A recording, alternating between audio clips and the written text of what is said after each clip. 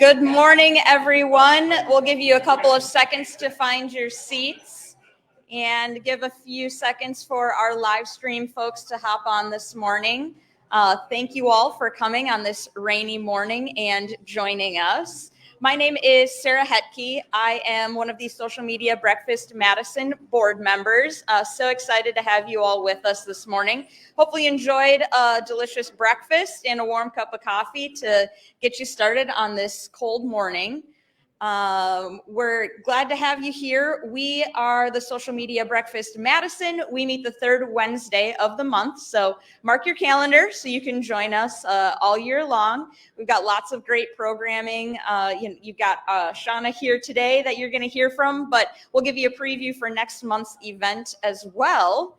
But I mentioned I'm one of our board members. This is the rest of our Social Media Breakfast Madison board. We're a volunteer group, and the folks on the screen behind me are the people that help make these events possible. So if you are a board member and you're in the room, give a little wave. All right. Those are the folks. If you want to learn more about what we do or how you can get involved, track one of those folks down. And you can connect with us on social media, of course. We are Social Media Breakfast. We hope that you will connect with us there, but also join our Facebook page, Social Media Madison Masterminds. If you have questions related to social media, you can ask them there and peers can weigh in. If you've learned something particularly new or interesting, we've got a thread for job opportunities. So be sure to join our group and get active and engage in the conversation there. And do want to take some time to celebrate and recognize that today is Juneteenth. So thank you all for joining us. And this month's nonprofit spotlight is the Progress Center for Black Women. The Progress Center for Black Women provides resources, education, and a beautiful co-working space that inspires feelings of belonging, self-worth, community, and empowerment. If you are here from that center, give a wave in the back of the room. All right, yes, so be sure to stop by and talk with one of those ladies before the event is over today so that you can learn more about what they do. And much like our board helps make these events possible, our sponsors, we are so grateful for them. They also make sure that these events are possible, from signage to event locations to photography and so much more. And with that, I will ask Andy from Dream Bank to come up and say a few words.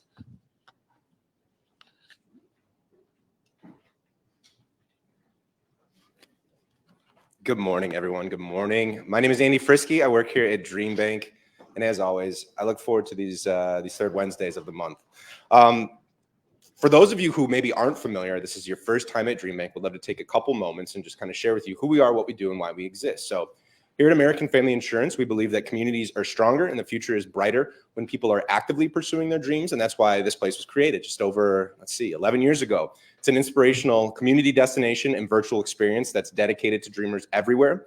Our offerings are designed to help you celebrate the dream journey, to overcome obstacles, and to stay motivated. So how that essentially plays out is threefold, the largest one being the events that we host. We have 9 to 15 free events a month, all through the lens of personal and professional development.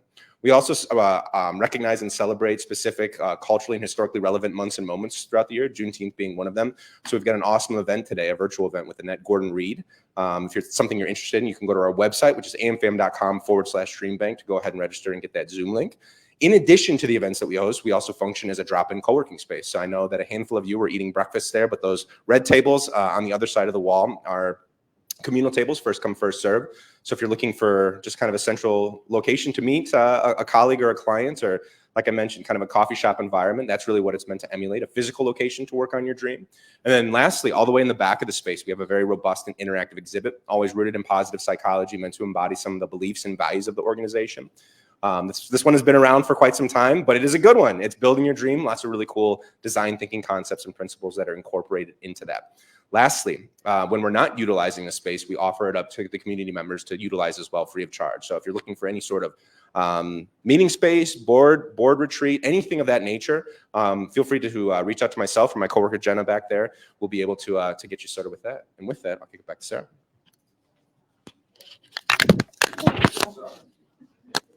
All right, that was a good catch. I didn't let it drop all the way to the ground. Thank you, Andy, and thank you, Dream Bank, for hosting our events. We're so grateful to have this space each month. And we have a new sponsor to recognize. So if you see Bryant with the camera up, be sure to give a friendly smile. Yeah, round of applause. We're so excited to have beautiful photos after our events and to capture all of the engagement that we get from our attendees. So thank you to our new photography sponsor. And you'll have to stay tuned to find out how you can win a $10 Yola's Cafe gift card. Each month we give one away. So this is my warning to you. At the end of the event, you got to stick around to the end to find out how you can win. And with that, enough from me. I will turn it over to the reason you all are here. Shauna, thank you so much for being with us this morning. Thank you, Sarah. All right, let's see.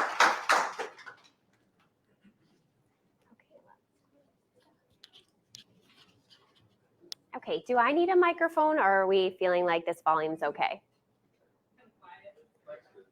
Okay. Is that better? Okay, great, thank you. Welcome to the Art of Branding. Thank you, Social Media Breakfast, for having me. Thank you all for spending today with me, for taking time out of your day to come here. A few of you have reached out ahead of time, and I appreciate that, and I see some friendly faces in the audience, so thank you for being here. So today, let's see if we can go to the next slide. Yeah, okay. A little bit about me. So I've actually worked in Madison for the last 17 years doing corporate and nonprofit marketing. Recently left my corporate job in 2023 to start Bloom Creative. So now I work with small businesses and really mission-driven businesses and people to help them kind of hone in their strategy around their marketing efforts.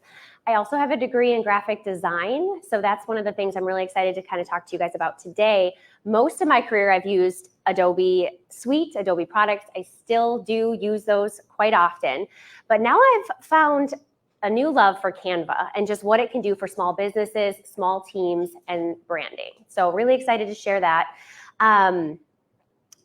One of the things that I was kind of excited to talk about today, and you'll see throughout the presentation, is I've always been interested in how visual design and messaging pair together, right? Neither of those things stand on their own. There's brilliant copywriters, there's brilliant designers, but until those come together, your message is not as impactful as it could be. So we'll talk a little bit about that. Outside of work, I love spending time with my husband and 2 boys. Our dog, we travel quite a bit, and the entire summer you can find me at the baseball diamond watching them play baseball. So that's a little bit about me. Now let's dive into today's topic. So what we're going to cover is what I view as the 5 essential elements of any brand. Then we'll talk about how to create designs to reinforce brand identity using those elements. And lastly, how to maintain brand consistency. And that's a big one. You can have your brand, but consistency is so important. I would love to see a show of hands of how many people are using Canva in their day-to-day.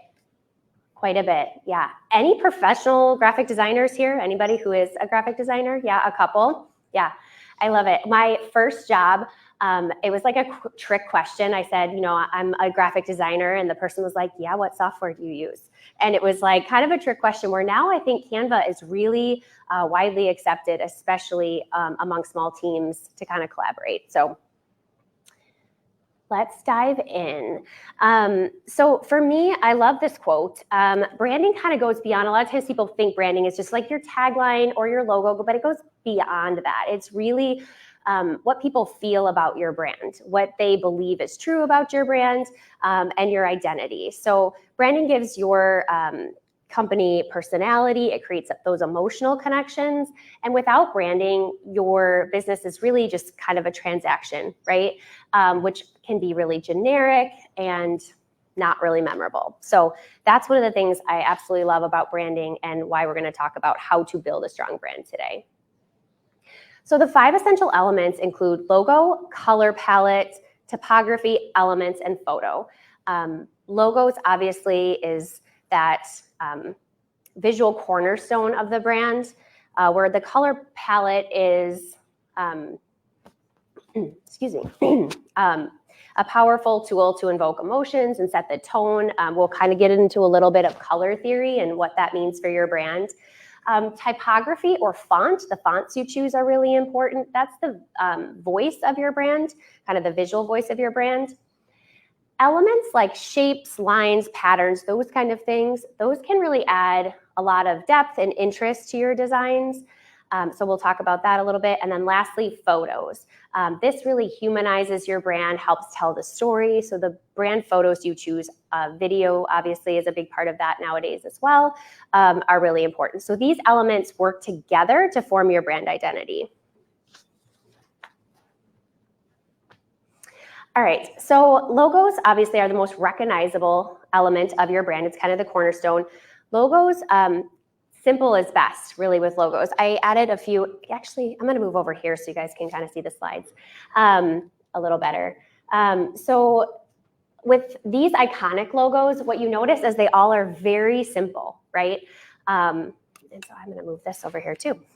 So these are really simple yet iconic. The Nike logo, right? Just a symbol, no words, but it conveys movement, athleticism, which aligns with their values and identity, right? Coca-Cola uses really distinct typography and this really bright red color. Interestingly enough, Coca-Cola's logo hasn't changed all that much over the years, which is what helps provide that timeless appeal that they go to. If you watch any of their commercials, they really play on that emotion. It's just their timeless classic. And that's part of their typography choice as well. McDonald's, obviously those golden arches, very recognizable. Very simple, bold colors, and easily identifiable to audiences. And then lastly, Apple, very minimalistic, modern design, and it just makes you think innovation, sophistication. So these are all very different brands, but very impactful. So one of the things I kind of put up here with my own brand is having logo variations. And that's one of the things you want to make sure your logo, if you scale it down, if you scale it up, that you can see it, read it, and then it works on all those applications, right? The Apple logo, it's on things that are really small and then really big, and that works really well as well. So the art of choosing a logo really is an art. And if you are working on a new logo, kind of work with a branding team because you want to make sure it really captures the essence of your company and your brand because it is kind of that cornerstone. All right, logo integrity. So some of the do's and don'ts. This was something that in my last job was a role of mine was kind of a brand manager and making sure that brand integrity is intact. And here's some of the do's. You want to make sure you're using your logo across all platforms. I actually did a brand audit recently and I was looking at this beautifully done flyer, but there was no contact information and there was no logo. So it really could have been anyone. And when I pointed that out to the client, she was like, how did I miss that, right? So she was so excited about the content and the content was great, but you got to make sure your brand, your contact information is in there as well. So using that logo consistently across all your platforms, maintaining the aspect ratio. Have you ever tried to make something bigger and it stretches? That's no good. So make sure you're really maintaining that aspect ratio when you're scaling things. High quality formats, and there's a lot of information in Canva and online about the quality that you want for print versus web. That does make a difference, so make sure you're using the right quality for whatever format you're using. And then the clear space, and that's the space around your logo. You want to make sure you're not crowding it too much. And so that is usually outlined in your brand guidelines. Now some of the don'ts for logos. You want to make sure, and I did it on my own logo. I didn't want to be piecing apart anybody else's logo. Don't change the colors. So this is going to, stick to that approved color palette for consistency. Don't modify it. It really confuses clients and customers. And then next, don't add effects. Again, that just adds to the confusion and kind of deteriorates the brand integrity of that. One of the things I see sometimes people do is they'll use pieces of their logo. And again, if that's done really intentionally and consistently, and you have kind of a strategy around that, but just kind of using things really, again, doesn't do justice to your logo and your brand. So there are kind of few things to watch out for. Next element is color palette. And this is really, again, an art all on its own. Colors evoke emotions, and understanding the psychology behind colors, selecting colors that align with your brand. McDonald's, they use the red and the yellow, which are really draw attention, where blue is a color of trust and calmness. Red usually invokes excitement. I noticed like Dream Bank has, right, they have that red, their dream is in red with the blue outline. So kind of invoking emotions through color. So creating those associations, I wanted to kind of share some of the iconic color palettes. Coca-Cola, again, energy, excitement, joy. Starbucks has that green with growth and freshness is kind of their feeling there. And then Google, I think that's just a lovely choice for representing diversity, innovation, and just kind of their brand identity as well. So how do you choose color palettes? So there's a couple different, and again, I'm going to use mine here as an example. A lot of times clients come and they choose two colors, right? They're not sure how to get a wide spread of colors that work together. So they have two colors, and it just, when you start designing with only two colors, whether that be a website or a brochure, it feels very flat and one-dimensional. And so choosing colors that work together in harmony but are visually appealing, easy to read, again, is an art. So typically what I suggest is that clients do start with two main colors and then find a lighter tone of one of those main colors.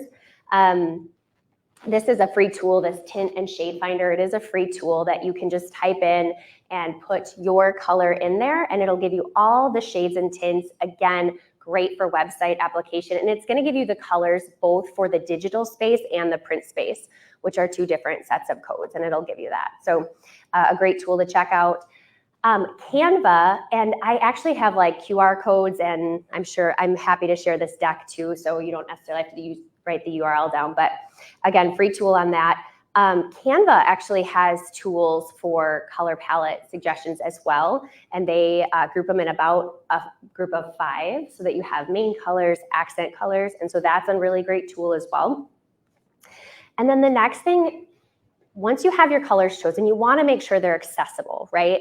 That includes people with vision challenges. We want to make sure that there's enough contrast between your colors so that when you have a background color and text on top of it, that people with vision challenges can read it. So this is one of my favorite tools. Again, free tool. It's called the Color Contrast Checker. And you put your foreground color in and your background, and it'll tell you this is good or this is no good. So I do that with all my digital all my clients and all my own digital products, because it'll give you a rating. It even says like, this is kind of okay. And then it makes suggestions of how you can improve that. So yeah, check that out. Next is typography. Again, I feel like all of these are an art on its own. This is one that I rely heavily on. This is not a gift of mine to pair fonts together, so I rely heavily on some of these resources as well. But typography really plays a critical role in branding and communication because it can, as you can tell from up here, or even looking at Google or the New York Times, it says something about your brand. Is it playful? Is it serious? Is it fun? It just invokes those kind of emotions similar to how colors do. So the New York Times is a great example. They have a classic serif font that aligns with kind of their authority and credibility of their brand, where Google has a sans serif font, which means it doesn't have kind of anything. It's just very straight lines. And that is aligns with their kind of innovation and accessibility of their brand image. So how do you find those? Again, Canva has a beautiful font pairing section to it. And here's kind of a screenshot of that. So under design, you'll just go to font sets, and it gives you a heading, subhead, body, copy that all work together in harmony. You'll notice it's, in this example here, you wouldn't want your heading and your subheading to both be script fonts, right? They would kind of be competing. And a lot of times Finding those pairs are really difficult. So I would say rely on those kind of tools. Again, this is a free tool to take a look at those font pairings, and then using those consistently, right? So making sure you know what those are and you're using them consistently in your print materials and your digital materials.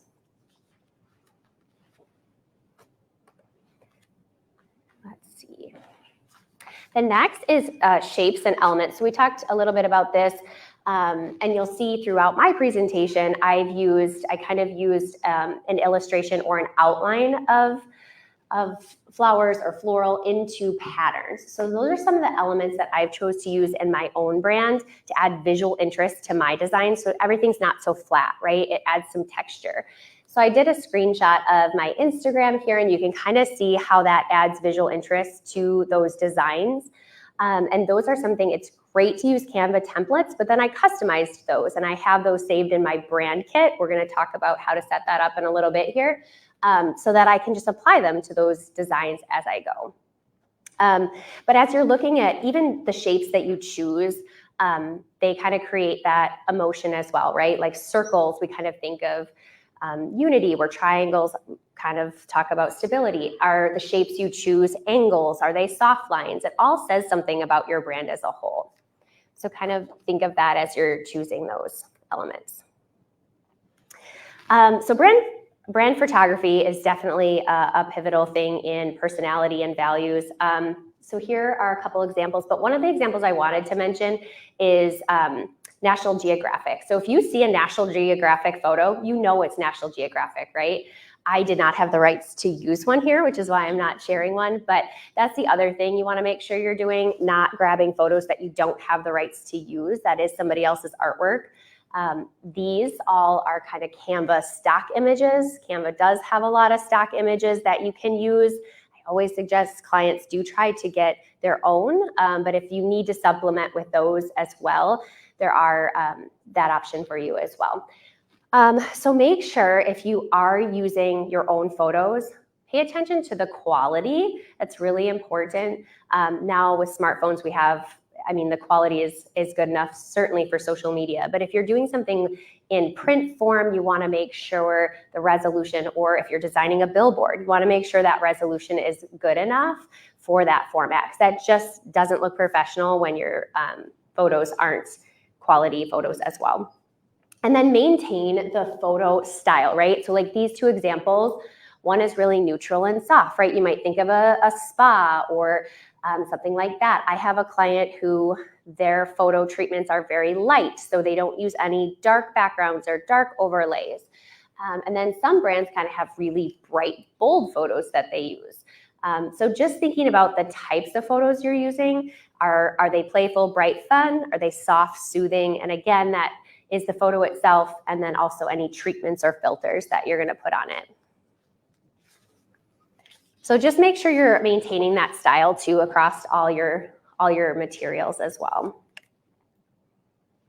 All right, now we're going to talk about we know what those elements are. Now, how do we reinforce that brand identity? Through a style guide, I'm going to share kind of how I set up a Canva brand kit and how I use design templates in my everyday. And then obviously consistency is always big, and we'll talk about that.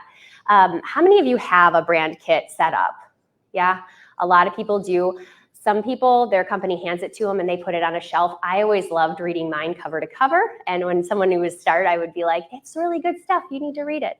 But I understand larger companies, sometimes it can be really long. But I always say, even if you're a small business, having a one-pager is really important. I'm going to share that next. So here's an example of some of a brand style guide that's just kind of a one-pager, and this is your visual identity. And the brand style guide is really a roadmap for your visual consistency. So the benefits of having this is ensuring that everything is consistent. And also when you're collaborating with outside designers or partners, you can give them this sheet and now they know what colors you're using, how to use your logo. Kind of a more comprehensive brand guide will include things like tone and that kind of stuff. Again, this is just a really great start to kind of help you as you're developing for a small business or a small team to make sure everybody's on the same page. So this one sheet is a free resource I have. You can just download it in Canva and plug all your stuff in there, and it'll kind of give you a guide to help kind of create that for you if you do not have it already. So here's an example of one I did for a client. She's a financial coach out of California, and she works with the first responder community. So she coaches first responder families on financial coaching, and that's her audience. So I did a brand audit for her and design, and we came up with kind of some visual assets that aligned with her values, but also spoke to her audience. So you'll see her first logo was, again, that 2-color palette. She had a gray and she had a blue. And so when she put this on her website, she was like, the website's okay, but it's not very visually interesting. It doesn't speak to my audience. And so we came up, it came up with kind of this color palette for her. She wanted it to feel a little bit patriotic, but kind of a warmer red than a really bright red was some of the feedback that she gave me. And we identified some fonts for her and, again, some of those elements for her to use. So she's actually just going to be rolling that out this week for her clients, but that's just kind of an example. So she is a small business, but now she has a brand kit or a brand style guide set up. So she can now send that to vendors as she's creating things. So once you have your brand style guide, the next thing I have people look at is their brand kit or template. So if you're going to use Canva for this, taking the time to set up your brand kit is important because it's going to save you time. In Canva, a lot of people think of it as just for social media design. It actually has, website graphics, presentations, a lot of different things you can do in there. And if you have your brand set up as a brand kit, you can apply it to any of those items. Again, making sure that your visual identity is really consistent. So I just put together like a step-by-step guide of how to set that up in Canva so that you have that ready. I believe you can set up 1 or 2 profiles in Canva for a brand. I have Canva Pro, which is I think $12.99 a month or something like that. There's so much with the free version, but the Pro version, now I can manage up to 100 brands or something like that. So I can have multiple brand kits set up and just switch between my clients. So if that's something that you do in your role, that's an option as well. So you can download that and get that set up. So here's an example, another client of mine. So she's a local dentist in Wisconsin. We did a brand audit for her. And then I also do social media management for her. So you can see kind of her before. She was active on social media, but she had a logo, which I have it down here. So she had a logo and, again, 2 brand colors. And so what we did is I really looked at that and created some brand templates for her, set up her brand kit in Canva. And with that and a content strategy, her engagement went up 158%. Again, when someone goes to your account and the branding is strong, they're much more likely to follow than if you're inconsistently posting and your branding is kind of all over. I can tell she was using Canva. You can kind of tell some of these templates, but she didn't take the extra step to customize them with her brand colors, fonts, that kind of thing, which are going to make them unique to you. Any dentist can kind of grab this, right, and put it up there. So that was just kind of an example of how that worked for her.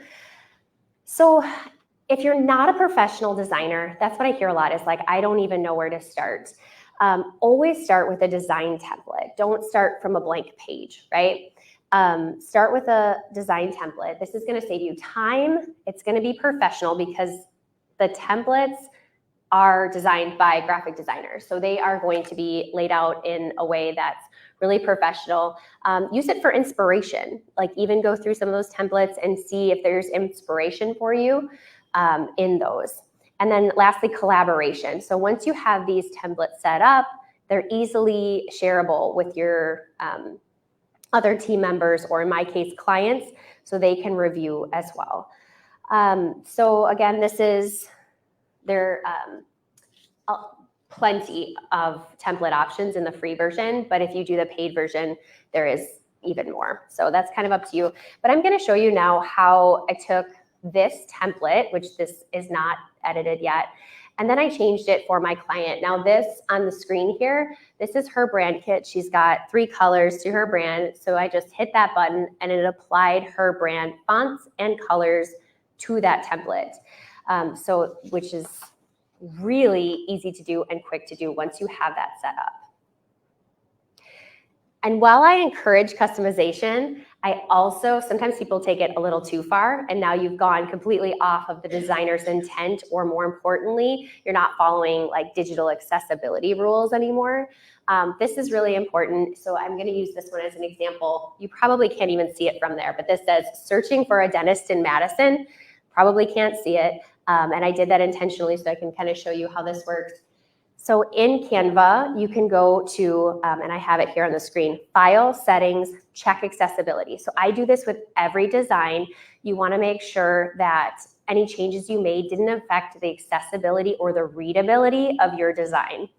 So it will flag things like typography, it's too small. It'll flag things like the color contrast, and it'll suggest changes for you. And then it also suggests that you add alt text. That's kind of a newer feature for Canva. You used to not be able to add that alt text, and that's when it's online, right? We all kind of heard the importance of that, but making sure that it's having that text so people know what it is if they have any visual impairments. So you can do that right in there as well. Again, that's just File, Settings, check Accessibility.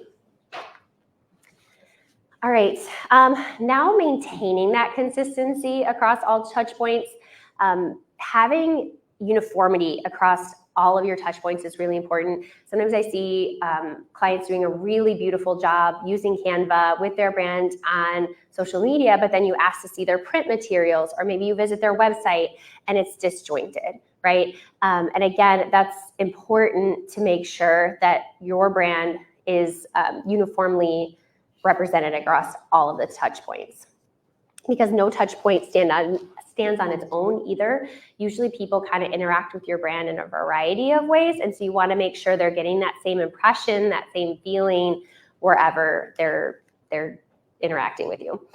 I know this can be really hard, especially when you get larger teams, right? You might not be in charge of the website, you're just in charge of social media. And that's where the brand kit can really come in. And again, making sure everyone has access to that and everyone understands, bless you, the importance of that. So developing that brand kit, that brand style guide will really help with that. So here's the process that I like to use, and this is something that I do for my clients. Usually when I start, if they ask me to do any type of social media management, I always suggest a brand audit to start with, and that gives us a baseline of where they are at. This is the process that I use to do this, to make sure all your touch points are in line with your brand. Now, this can feel very overwhelming. I know if you start, you're like, oh my goodness, this is gonna be quite the process. But what I like to do, so first, I inventory all their touch points for brand alignment. I get a spreadsheet out, just list them all, right? And start by looking at every landing page, piece of stationery, email signature, like I mentioned, does your flyer have your logo on it?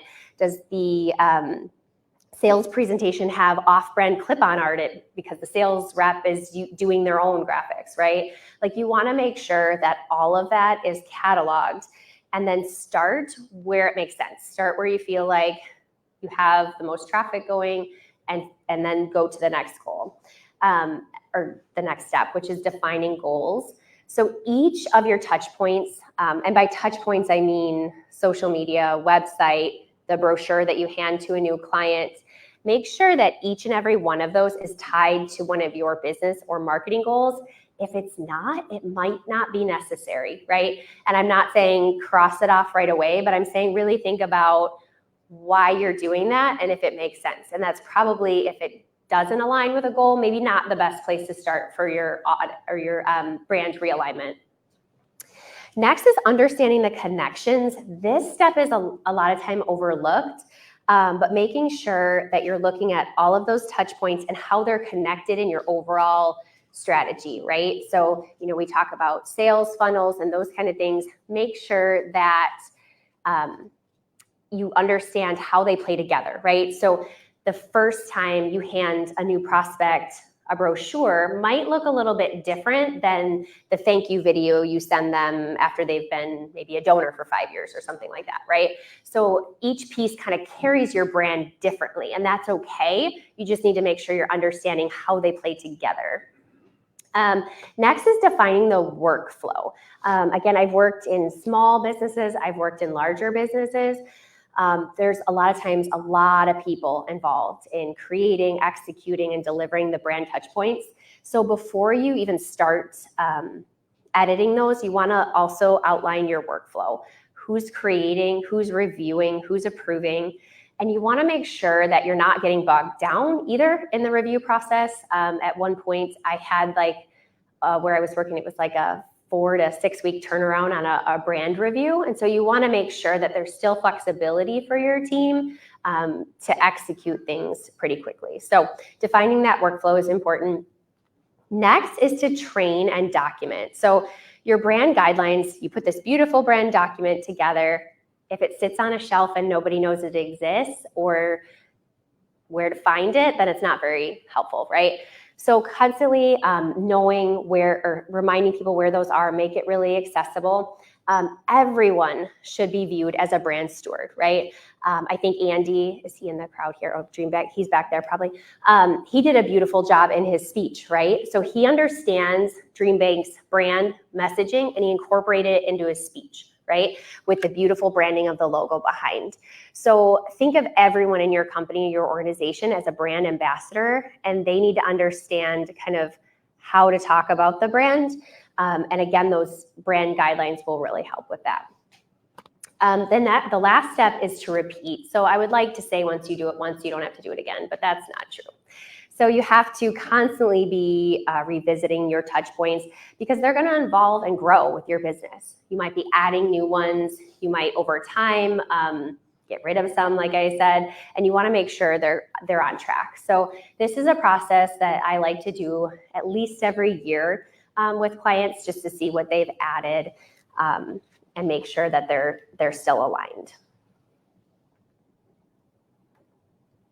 All right, so here are a few of the resources that I shared throughout the presentation with QR codes. Like I said, I don't know if we can probably make this available to you guys, but the tint and shade finder, the color contrast checker, and then I included a great article that I thought was really helpful just on how to choose your fonts. Again, Canva is a great resource for that, but this is a great article that talks about the importance of the hierarchy of fonts and how to choose those for your brand, right? Again, making sure it speaks to, are you playful, are you serious, that kind of thing. So check that article out. And then a QR code to this step-by-step kit. I guess I should have asked, how many people have their brand kit set up in Canva? Don't be shy. Oh, good. That's good. Doesn't it save time? Yeah. So I'm glad to see that. A lot of times I'll have clients say, I don't have time to set it up. And I'm like, okay, it's going to save you time in the long run. So that's why I put this guide together, because it's like, I think it's like a 5-step process in doing that. So go ahead and check that out. All right, that's what I have for you today. So if you want to get in touch, I'm happy to connect. And if anybody has any questions, I love talking marketing and branding. So any questions that you have related to any of that stuff, I'm open to hearing them. Yeah. You mentioned that you save those like elements, like how you had like sort of texture designs in your brand guide. I haven't looked at mine recently. I use it all the time in Canva, but is that you can save those backgrounds in the brand guide, or that's just something you pull from whenever you're creating designs? And could you repeat the question for the last year? Yes. So he was asking the brand elements, kind of those textures and backgrounds. Can you save those in your brand guide? And so how you do that is you create this design. So this one, and actually you can see, right, like this one I used in the presentation. So something like that, I just design it, and then you then have to save it as a JPEG or whatever format you want, and then you upload it into your brand kit. Yeah, so it's not like a direct there. It's kind of saving it there. You couldn't like change the background color on that. So like say, actually I'm going to use teal with this. Like you have to recreate that. So yeah, and so what I do, like, and I actually have a folder structure in Canva that I share. I have that kind of pinned on my Instagram page too, of how I organize my designs. Because again, if you go into Canva and you're designing quite a bit, it can get pretty crazy. So what I do is I have a folder that says like backgrounds, and I have 5 designs of just this with all my colors. And then I save those and put them in my brand kit so that I have those options ready. And then they're saved, the originals are saved in that folder as one design with 5 pages is how I would do it. Yeah. Yeah. Hi, yeah, do you have any guide? Oh, I can read that. Thanks. Hello. Do you have any guidance on the types of elements or things that you would suggest changing for when a brand really wants to celebrate special occasions? For example, it's June. We've seen a lot of rainbows lately. Do you have any other kind of guidance or any other, things that you would kind of recommend to clients if they wanted to go that route for special occasions or special months or special messages? Yeah, that's a good question. So her question for people online was, do you have elements that you can suggest to people for celebrations? And that's a good question. So I think, again, right, it really depends on your brand, right? I have someone that I worked with, she runs a party or like rental type store. And so for her, very fun confetti and balloons and those kind of things like make a lot of sense. And then I think, you see a lot of like larger brands do it too, where during like Breast Cancer Awareness Month, the NFL turns out, and so there's the exception, right? I said, don't change your brand colors. There's an intentional use of colors. So for them, right, like that makes sense. But I would say really look at what emotion you're trying to invoke with that celebration. And then I always like to kind of make them more subtle in the background. I think it adds kind of visual interest and depth. And if you're adding it to your logo, again, maybe it's an anniversary celebration or something, make sure it's done in a way that you still have the integrity of your original logo, and maybe it's a gold banner or something added to it. But then, I save that one as like 25th anniversary, special occasion logo or something like that. Yeah, without knowing the brand, I think that's a little tricky, but I would think about what emotion you're trying to invoke and then maybe go from there. Yeah, that's a good question. Yeah. Good morning. Morning. I don't think this is on. For the online audience. Oh, it's for the Oh, online okay. audience. And I'll repeat. Sorry the for yelling question. at you guys. Good morning. When you want to transition, like for example, some of my fonts are aligned, others aren't. When you're talking about consistency and the global branding, what's the best way when you do determine the correct fonts to then disseminate that across the variables? Do you do it all at once? Do you phase it? And then this is also a twofold question. Yeah. The other part of this is, let's say you need to add LLC to your logo. It's a well-defined, well-recognized logo. How do you transition both of those, please? Yeah, I'm actually going to answer. Did everyone in the room hear the questions? Everyone in the room? Okay, great. So I'm going to actually answer the first question first, because I had a client, they asked me to do a logo design, and they're like, I want to include that LLC, which sometimes can clutter up a really simple design, right? Or something like that. So I would first, if you're adding LLC, I would first see if it's required, if you have to have it. Sometimes looking at some of those iconic logos, they have like a registered or a trademark really small next to it. But you don't see a ton of LLCs. Like I'm an LLC as well, and I kind of looked to see if I needed that. I determined I didn't, so I would look at that first.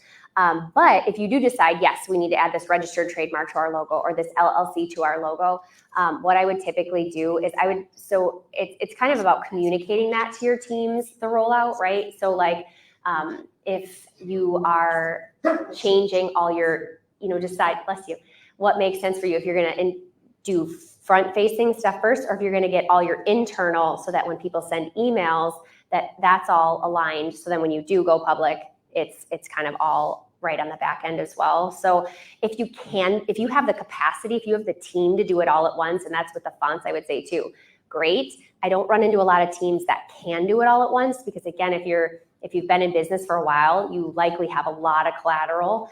Maybe you want to use up the stock that you have before you pitch it and start over. So I would say kind of determine that as well, and then decide which touch points are most important. And then I wouldn't draw it out too long. I would try to create a timeline of like, we're going to have everything switched over in this quarter. I think a year would be too long, because then again, you're going to start confusing customers and it's just going to look really unprofessional. So unfortunately, sometimes you do have to kind of pitch some of those old brochures and things just to make that clean switch. But yeah.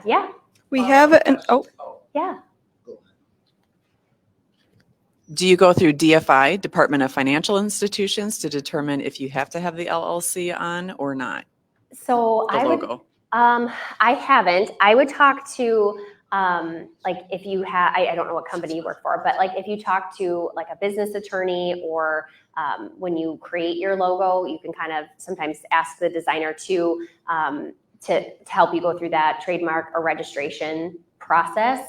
And then they can determine that for you. Like I said, I think LLC is very different than trademark and registration. So I would look into that. But I would start there. And then I would also ask like a business attorney. Yeah. Thank you. Yeah. we have an online question. Is it ever okay to change a main font if there has been a big company change? Yeah.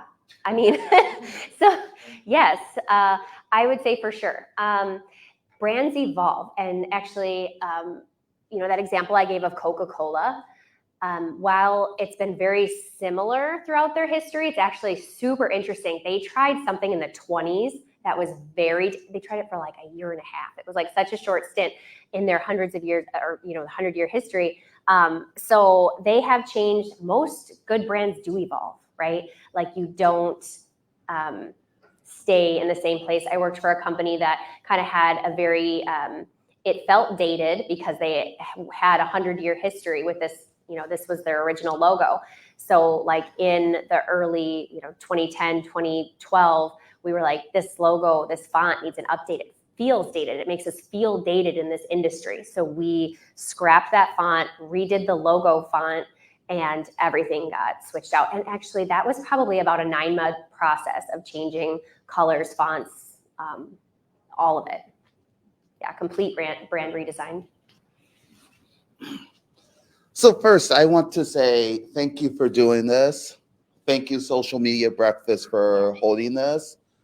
I am actually a graphic designer. I work with a lot of small businesses, and I cannot tell you how many times I run into inconsistent marketing collateral. And something I also run into a lot is someone will do the print collateral in one place, they'll do the website in another place, and it ends up not being consistent. Yeah. So it's something I teach a lot of people. I have a question for you. So once you hand off the project, so I run into this a lot where I get a logo and I inherit a client's project and I don't get the EPS or the vector file. Do you do anything to advise clients in terms of what they should keep and in terms of what they should keep and hand off, if they do use another designer in the future? Are you saying you do get the EPS logo and vector file? A lot of the time I don't get that. And I wish people were more educated to get me the right type of files. Yes. So what I do, and I'm happy to share this with you. I have a card, you can grab it, and I'm happy to email it to you. So what I do, because a lot of clients that aren't graphic designers, they don't understand. You want my logo? Here you go, right? They don't understand the file format. So I actually, when I request a logo, I just have like a quick guide of here are the types of logos I need and why. Because again, if you design something for them and they're like, well, my logo looks terrible, it's pixelated. And I was like, well, it wouldn't have happened if we had the EPS, right? So I actually stop them there and say, I can't give you the quality you need with this. So I would, on the front end, when you start with a client, ask for that. Say for design purposes, I need the EPS file. I haven't really run into, especially small businesses will usually give that to you. Larger businesses, sometimes they have to go through some approvals first. And the larger companies then will usually send you their brand guide as the designer to say, here's the EPS file. We understand that means you can change all kinds of stuff, but you're not going to because you're respecting our brand guidelines, and they'll send those along with. So I would really educate your clients up front why you need it, and then when you send it back to them, just encourage them to maintain that brand integrity without changing it. Did that answer the question, or was there more to that? Yeah, there's actually one more part. Like Yeah. if you design a logo, you know, and you're done, what do you do to educate clients in terms of what they should hold on should they give it to another designer? Oh, okay. So you're saying you designed it, you gave it to the client, and if they give it to someone else, educating them on what they should be sharing? Yeah. Does that make sense? And actually what you did say before was actually pretty wonderful. Yeah. Thinking about the implementation. Yeah. I usually try to just and then that same document that I give them, I emailed, I did a logo design and I emailed all the different formats. So, and then they don't necessarily know what a PNG file versus is with an EPS. So in that email, I'm like, here's the deliverable. Also, here's a breakdown of those file formats, when you might need them. And so I would in parentheses say, this file would be used to send to these type of vendors, and this is the type of file you would send to these type of vendors. And they always say that's really helpful, and they refer back to that so that if somebody asks them for a logo, they can go back to your email and say, oh, he said to use this one. So please, yeah. Yeah. That's a good idea. Yeah. Yeah. Because again, that's second nature to us. But they don't know to do that. So just providing that information as part of the deliverable. Sometimes I'm like, oh gosh, I don't want to seem like if they already know that. So sometimes I'll just make it like as a quick reference and send that along. Yeah, good question. Yeah, when you release your artwork, it's like, okay, hopefully this stays intact. And I know some designers will provide EPS files to clients and some won't. So again, that's something to outline in your contract. If you're not okay with providing that, just make sure you're outlining that in your client contract. Yeah. Question in the back? I just stepped out for a meeting, so maybe you covered this, but we have a really strong external brand, and I was wondering, how do you move that into their internal brand? I feel like it gets lost in our internal communications. And so do you have ideas on how to bring elements into internal comms? Yeah, I love that. And I think it's so important on both. Do you have a large marketing team, or is it pretty small marketing team? I do our internal comms. We only have 5 people, but yeah, we've got a Canva, we have templates, but most of those are for external things. But we do have a strong brand. So at my last job, I felt like I was the brand cheerleader, and even which I love. I love branding. I love consistency, and when you see things that aren't consistent, it kind of makes you twitch a little bit, and you're like, ugh. So internally, I think that I always made it so our email signatures, right? You have people sending things, and they're making their own email signatures up, right? So you just roll it out very officially and say each quarter you're going to receive a new email signature for me. And I ended up making it a game. So I would say first one to get their email signature changed, whatever. And people started making it a race.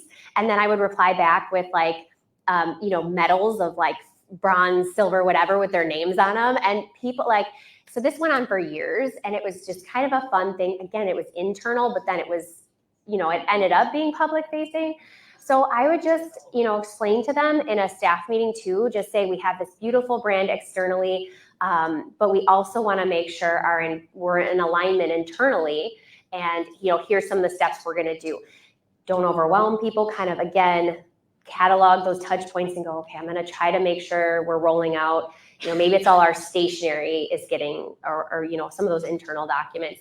And then creating those templates. And then I would typically archive all the old and send a link and say, here's the new meeting notes that you're to use. It has our updated logo on it.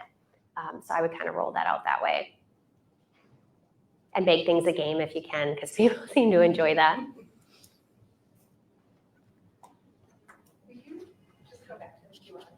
Yeah. Did you have a question in the back? Just a quick question. With almost seeming like everyone's using Canva now, do you see a time where there might be a Canva backlash or Canva fatigue, where you look at someone's Instagram grid and it's oh, Canva? Yeah. Again, I think you can test. So, and I won't go back because Sarah's using the QR codes, but my first client, she was using Canva. She wasn't using it well, right? Like she was using, Canva also has, you know, we talked about colors, fonts. She was using all the colors and all the fonts. And so that just looks really unprofessional. So usually when people say that, they're using Canva, but they don't really know how to use it, which then seems unprofessional. So yeah, I definitely think there's a backlash if you're not applying your brand. I think using the templates, because the best practices of design principles are there, and then taking it that next step and customizing it to yourself, like that's okay. And so that's what I would say. I don't think it's a tool, right? It can be used poorly and then it can be used well. So I still think there's a place, like I said, I still use Adobe InDesign for my publication design and things like that. So I don't think that's going away. It's just when I work with nonprofits and small businesses, that's an expensive software. That's hard for, right? So if they can get professionally designed, and a lot of times they can't afford a graphic designer right away, so this is a great option for them. Yeah. Any last questions? All right. Well, those were all fantastic questions. And thank you all for asking those online and in person. But if you do have questions, I know Shauna mentioned she's got a card and is willing to share resources. So don't be afraid to reach out. I will ask you to help me by getting the PowerPoint back up. I have a few just closing slides, but I hope you all had some great takeaways from today. I know consistency is something that I can sometimes struggle with, not letting the imagination and the creativity run too wild, but contained within that brand appropriate box. So lots of good reminders for me here today. No worries if it, here we go. We're getting there. What slide are we on? But while we get this pulled up, why don't we just go ahead and do our YOLA's gift card winner? And we'll just skip that slide when we get there. So this month, how you can win a $10 gift card is by having the birthday closest to today's event. Are there any birthdays today? Birthday yesterday? Tomorrow? This week? Yeah, all right. You win.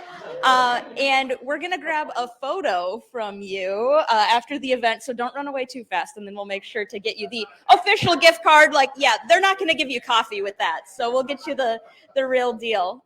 Thank you for helping get this up.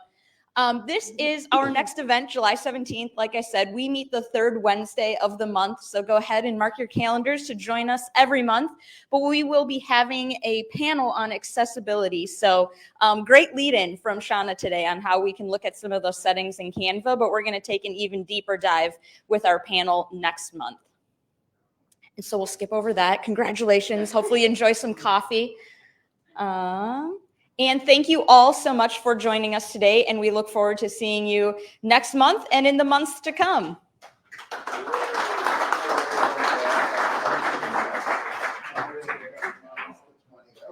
Thank you, Sarah. Hi, Dave. Good to see you. I saw you out there. Good to see you. Yeah, so far so good. Yeah, so